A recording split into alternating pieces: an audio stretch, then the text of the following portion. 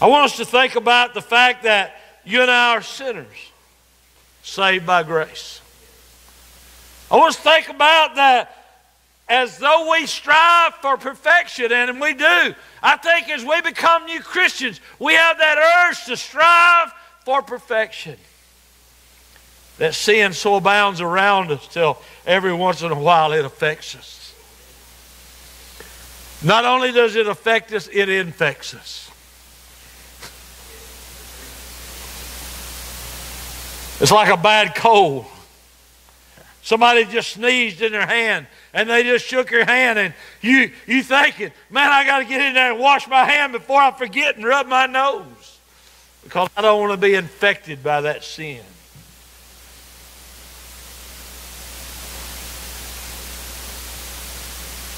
Here it says that now there was a famine in the land, and Abram went down to Egypt to live there for a while because the famine was severe. Some of you may be going through a famine in your life. You may be starving for what only God can supply. It may be that your cattle don't have sufficient grazing. And I'm not talking about the cattle, livestock, but those things that surround you, those things that, it's your job, it's your marriage, it's your whatever it is, it's so bad right now. And you're going through a famine. Next verse. As he was about to enter Egypt, he said to his wife, Sarah, I know what a beautiful woman you are. Now I'm going to describe her just a little bit in the best way as a cattle farmer I can do. She was a filet mignon on a grill of thin, overcooked sirloins. That's right.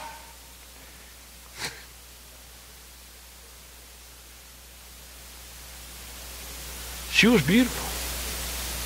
And the Bible teaches us that she was so beautiful that Abraham was afraid that they would kill him. Now, I thought that pretty amazing. I said, why are they going to kill him? Well, you know, there they were pretty respectful of marriage. Okay? And she was married to another man. And being respectful of marriage, they had no problem of killing the man so that she's no longer tied up in marriage and she could be somebody else's beautiful filet mignon. Sometimes we can be very respectful of one thing and don't have a problem with killing somebody else. Abram knew that his life was in danger. Hey, the king may want her to be in his palace.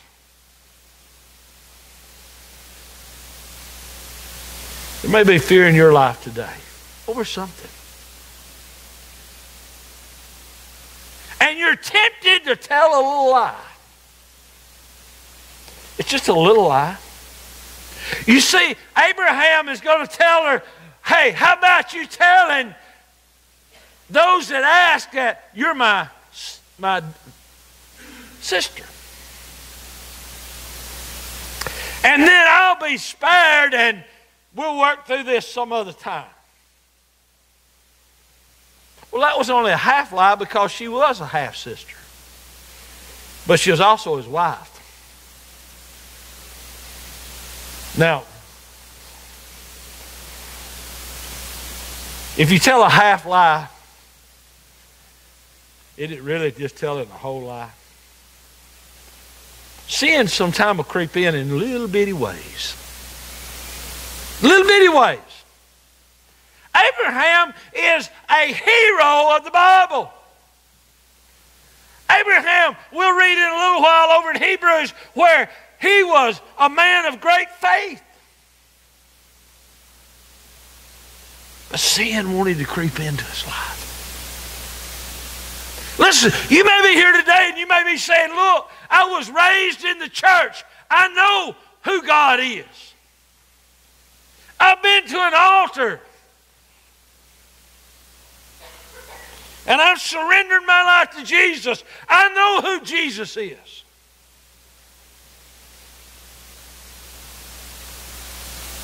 But you're right on the verge right now of telling a little lie. Right on the verge of committing a sin.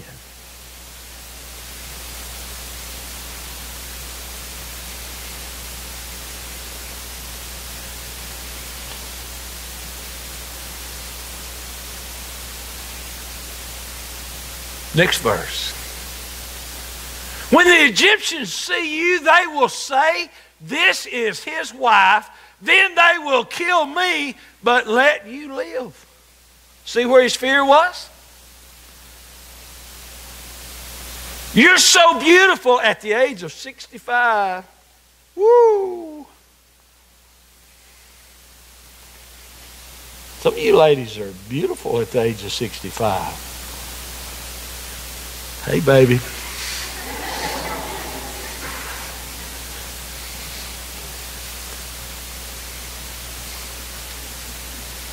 Filet mignon.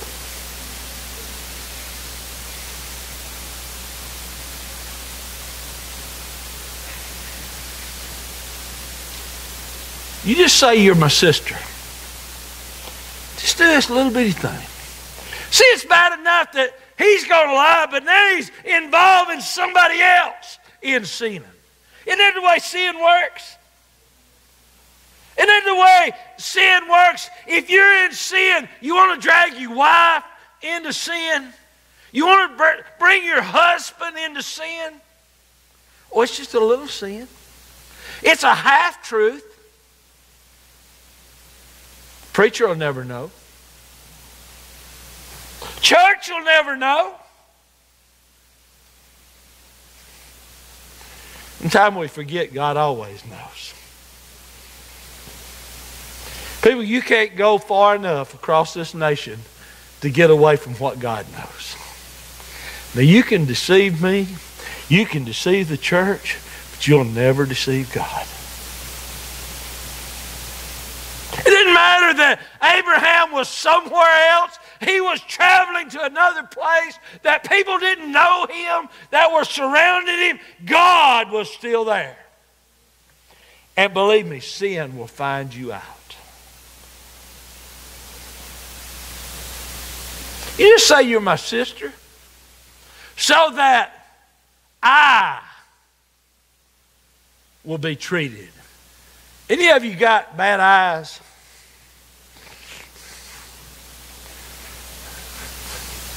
You got bad eyes? It's all about you. It's all about what I want, what I need.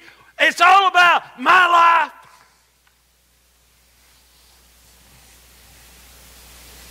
I had a guy call in one time. I may have told you this.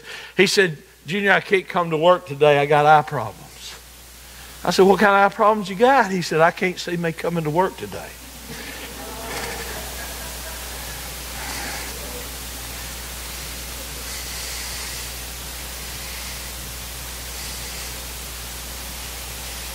Sometimes sin is all about I.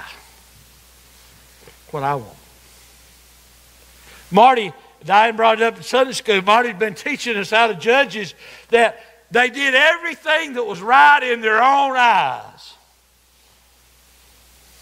Sometimes our eyes says, there's nothing wrong with this little sin. We're going to be better off for it. Sin will never make you better. It'll never make you better.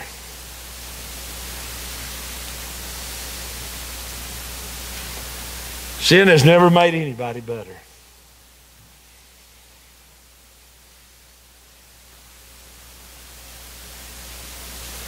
The Egyptians saw that she was very beautiful. Can you imagine? I can't even imagine how pretty this woman must have been. She must have been knockout gorgeous at 65. in the prime of her life. Arthritis hadn't even set in yet.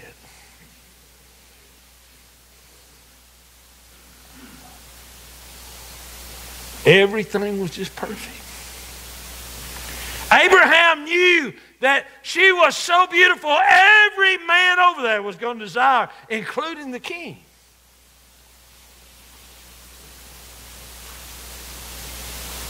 And because of that, he thinks sin is an answer. See, sin's never the answer. Sin's never the answer. Sin is a little bitty word with great big consequences. And it don't only affect that one that sins, we're going to see that it will also affect those that you drag into it. Notice this, next verse. When Pharaoh's officials saw her, they praised her before Pharaoh. And she was taken to his palace. He's the king.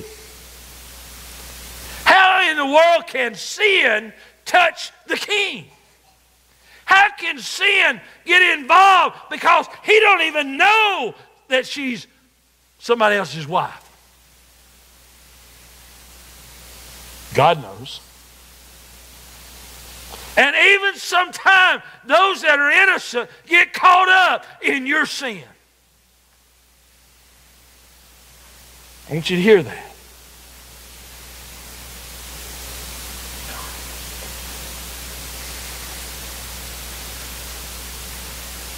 He treated Abraham well. Abraham said, hey, this is working. This is a good deal. Abram, and soon to be Abraham, acquired sheep and cattle, male and female donkeys, men servants, maid servants, camels, everything. Hey, this little bit of sin is working out pretty good.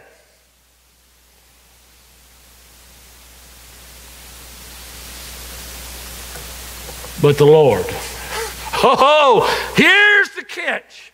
The Lord, He's still up there. God's still looking on our lives. It don't matter if we have an abundance of what this world has and we have to build more barns to put it in. God may say, you fool.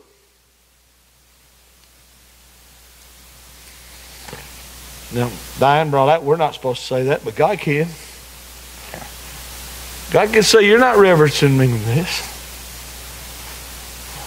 This is not what I got planned for your life. I don't want you to sin. I don't want you to live in sin. But the Lord inflicted serious disease on Pharaoh. Oh, wait a minute. Pharaoh don't even know what's going on. And sin has already affected him.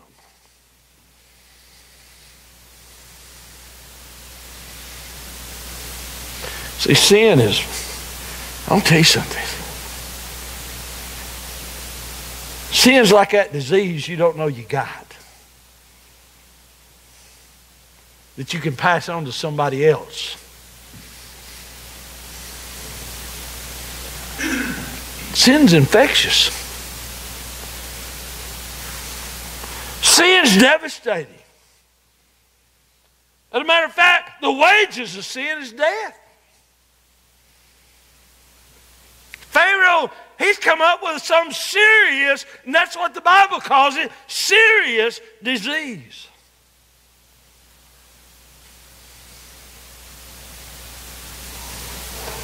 And his household.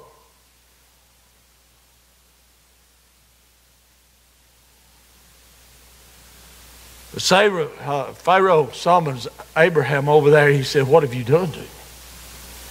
What's happened here? Hey, I need some explanation because I'm being hurt. My family's being hurt. Let me tell you something. Sin will hurt your family.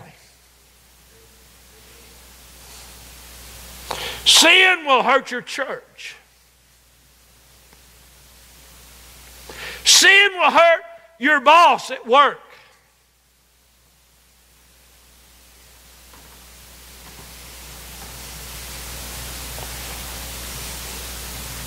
Sin will hurt your business. And sin will hurt you.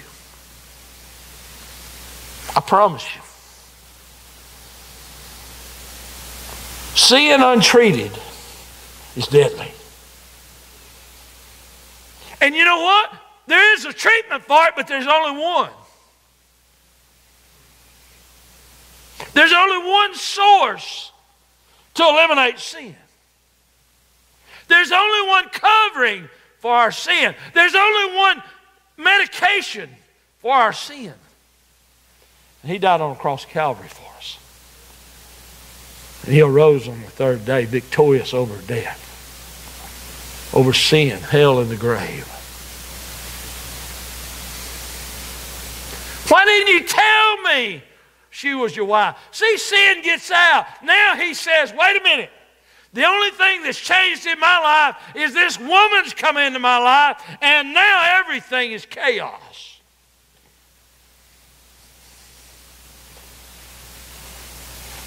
You know what? If things are chaos, you might ought to stop and say, what changed? I had a strong talk with the bishop a couple years ago. And I said, I want to tell you something, Bishop. The Methodist Church started getting in trouble in 1973. Until that point, we were gaining membership in America, one right after the other. What changed in 1973 that in 1974 we lost membership? What changed? And I described the sin that we accepted on that very year.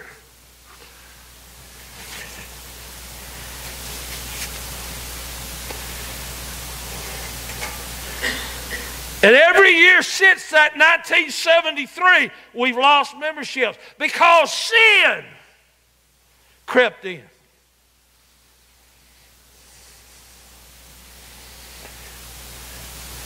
In 2016, we are blessed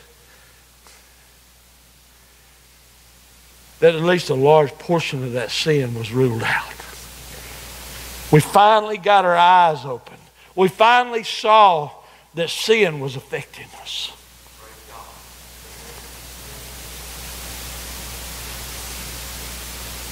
We're still not perfect. Brother, there's areas of sin that's still in the church. I don't care if it's the Baptist Church, Church of God, Assembly of God. Satan is attacking the church today.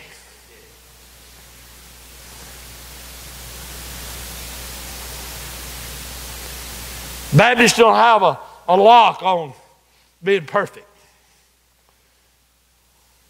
None of us do. But brother, when we know there's a sin, we need to start trying to get it out. Because like a bad splinter, it'll fester. And it'll cause you pain and suffering. He said, what have you done to me? What's happened? Why did you lie? Why is this woman even in my life? Why didn't you just say she's my sister? Why did you say that? Why didn't you just say she's my wife and I left her alone? Well, I don't know where he would have not, but by this time he would have.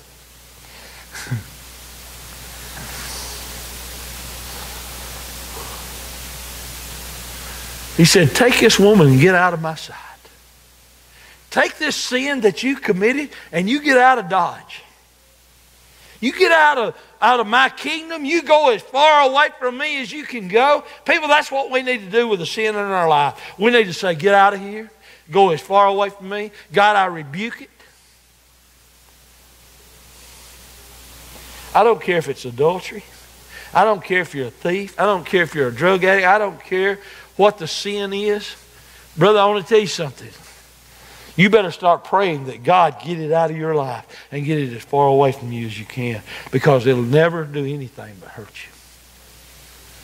Sin is not your friend.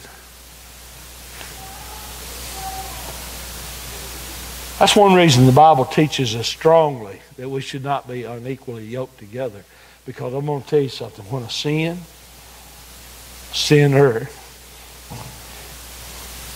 is trying to live in a house that is with Christians, and we're all sinners, saved by grace. Don't get me wrong here. I'm not trying to put anybody high on the pedestal here. But they don't have grace in their life. We've invited problems into our home, into our life. It may not show up immediately, but it'll show up. Hear me. Take her. Get out of here. Leave me alone. Pharaoh gave orders about Abraham and his men, and they sent them on their way with his wife and everything he had. He said, you take that silver and that gold and them cattle, and I don't care what you've accumulated while you're here. If that's so good to you and you love it so much, you take it, and you take it as far away from me as you can get it. I don't want to know about it. I'm not going to worry about it. Your sin has given me this and my household a serious disease. I'm done with you.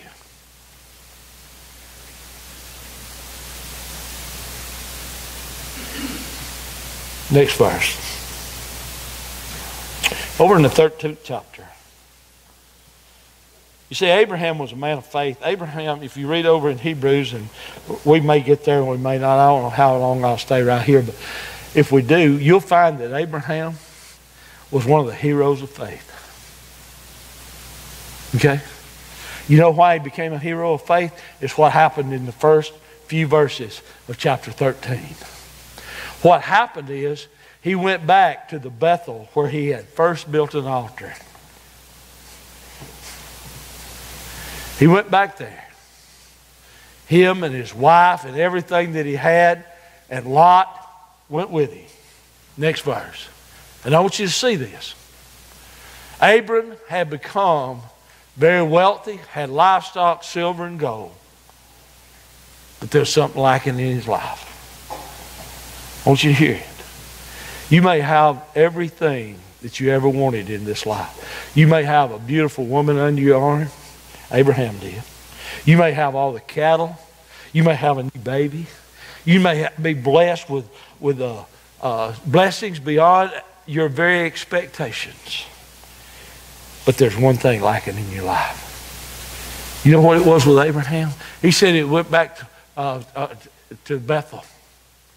To the place between Bethel and Ai, where his tent had been earlier. Notice this. And where he had first built an altar.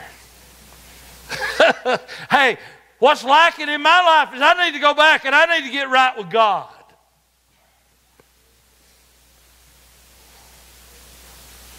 Where's the Bethel in your life?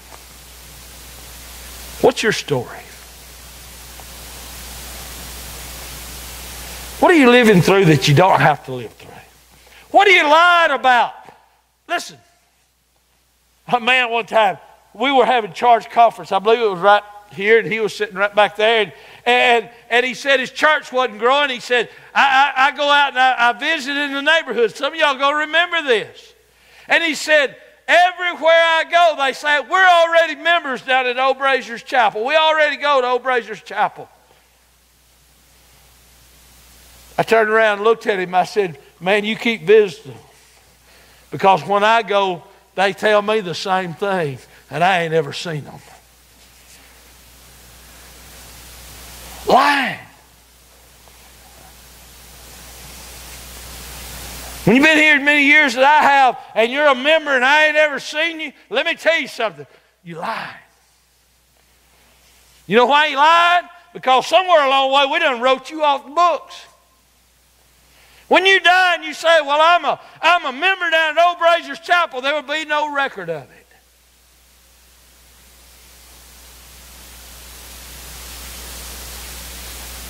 In the Methodist church, it takes 3 years to get you off the roll. Some of them have been gone 20. And they've been off the roll 17 of those.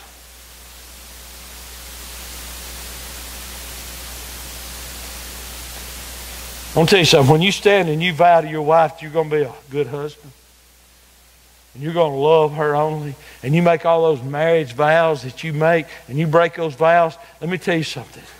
Won't be long, she'll be gone. When you're standing for God and the church, and you make vows to God, God, I love you because you saved my soul. Lord, I vow to serve you for the rest of my days. And God hadn't seen you and heard from you in 20 years. I got doubts whether God's even going to know you. Depart from me, I never knew you, you workers of iniquity. Now, some of you don't like that preaching. And I don't know whether it'd be that way or not, but I'll tell you what, I'm not going to take a chance on it. And I'm not going to tell you to take a chance on it.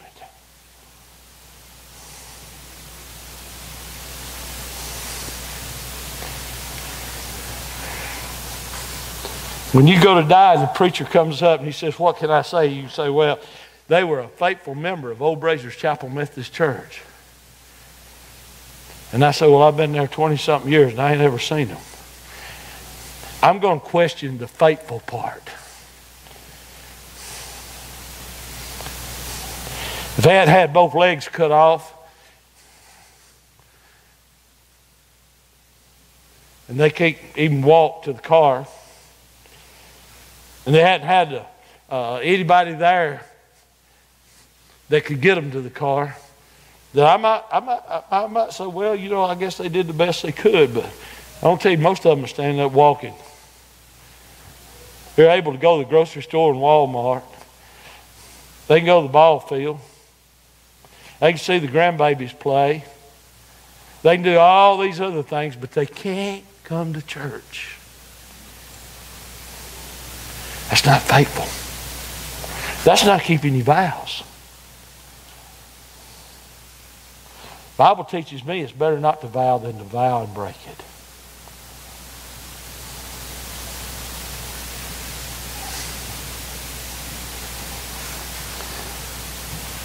But you know there's an answer.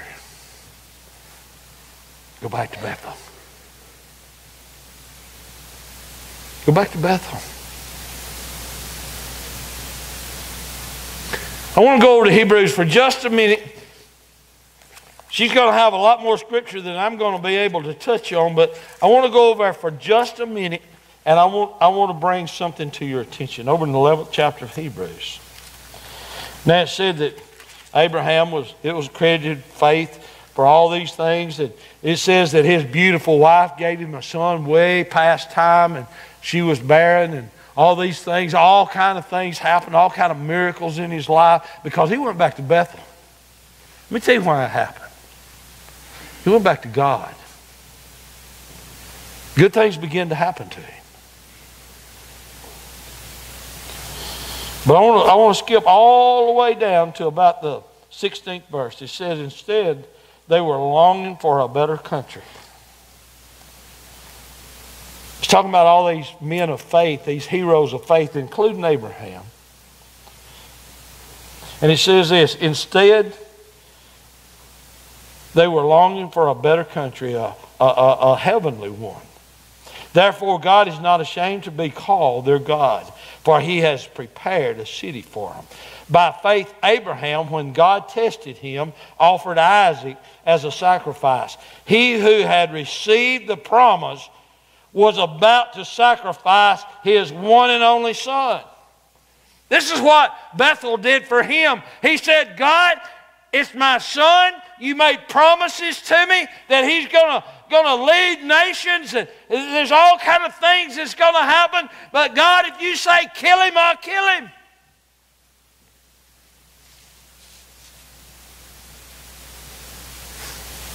That's faith. God, I don't understand it. I don't know why you would ask me to do that. I don't understand it. But God, you know where I'm at. He said, even though God had said to him, it is through Isaac that your offspring will be reckoned.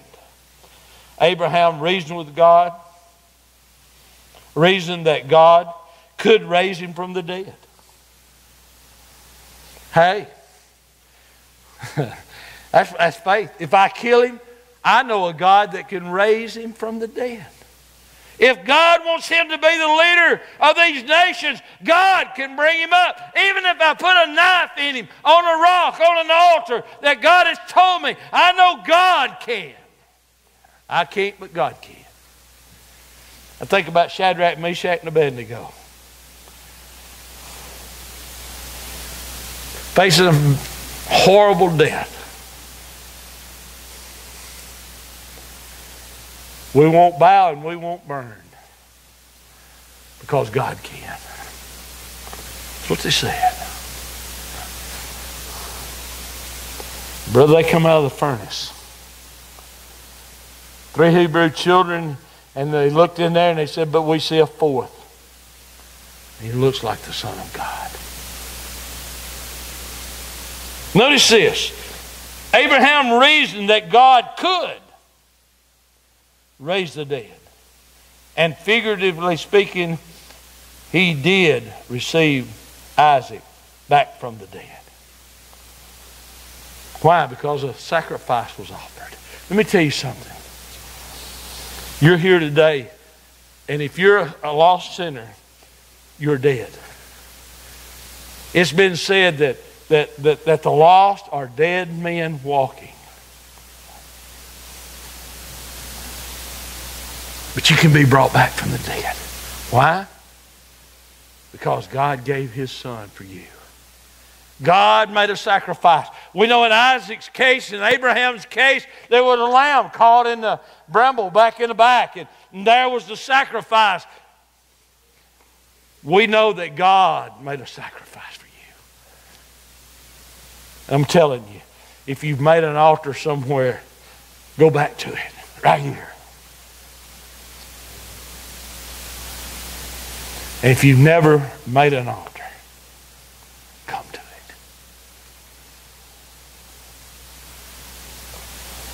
And I'll promise you, you'll never forget that altar.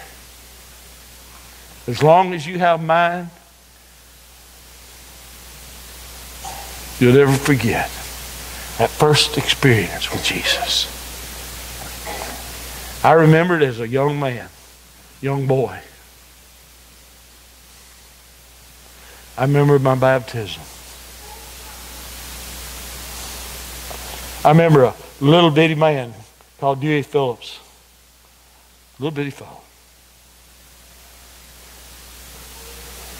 He took a stick and he waded out in that water. He had measured the water as he went out.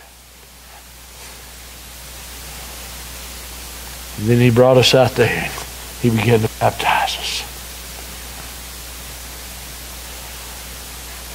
How could a little bitty man do what he did? God. God helped a little bitty man pick up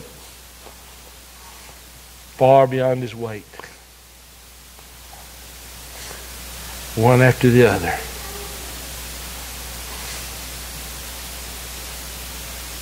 I remember the washing away of my sins. Happened twice. Happened in an altar when Jesus washed them away. And brother, I believe it happened again when Brother Phillips put me under the water and raised me up. Death unto life. As they come to sing, I want you to come. Maybe you're here today and you say, well, you know, it's 5 minutes till 12. The roast will be done in a little bit. Crock pot might boil over. I'll tell you something. It'll be a lot easier to clean that mess up than it will be the mess in your life.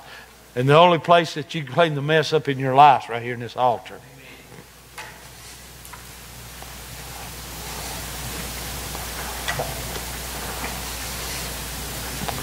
Right here in this altar. Well, preacher, I've been saved for many a year. Great. You know, it said Abraham had built an altar, and he'd been to that altar. He went out and did all this other stuff, and he had to go back to the altar. I want to tell you something. You'll never visit it too many times. You may visit it too little, but you'll never visit it too much. Come to Jesus.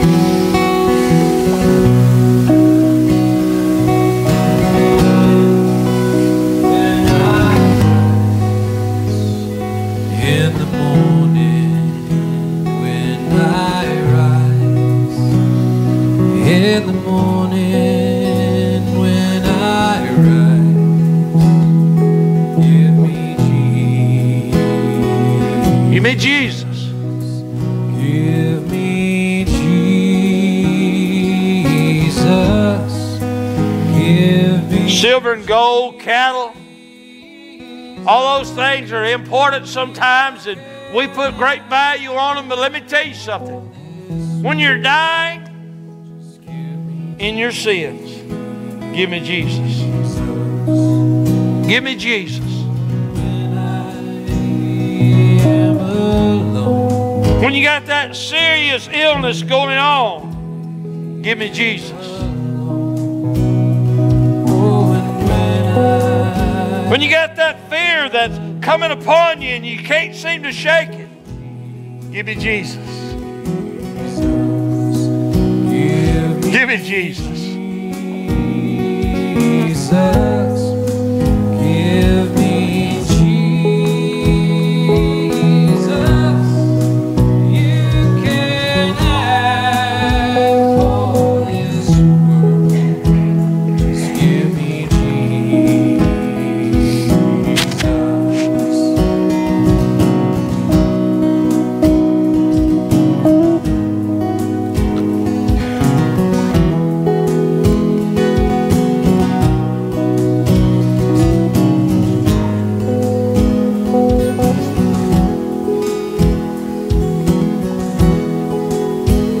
My righteousness is filthy rags, but His righteousness is what I want God to see. I want Him to see Jesus covering my life.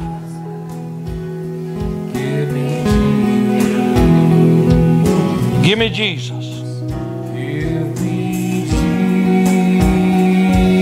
Jesus, give me Jesus. You can have all this world. Just give me Jesus. Give me Jesus. Give me Jesus.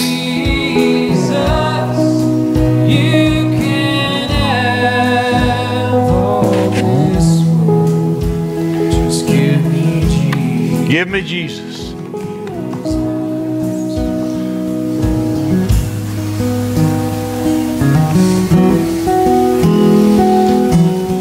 A few years ago, we were in conference. Nikki was sitting right beside me. Most of you know Nikki. Some of you've come since Nikki started preaching. Nikki's a pastor. He come out of this church. He and his son both are pastored churches now. Come out of this church. He and I were sitting in conference together. A guy got up and he said, I don't know why the big hullabaloo over the sin that you're arguing about. God only spoke against it 7 times. Nikki looked over at me and he said, God spoke against it 7 times and He still thinks it's okay to do it?